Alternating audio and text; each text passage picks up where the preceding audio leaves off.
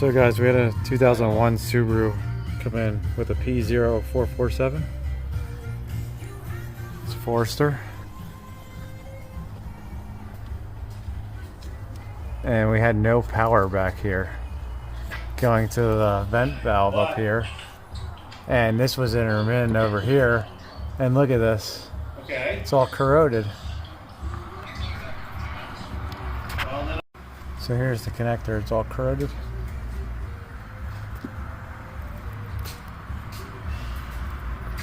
That whole crimp connector just dissolved.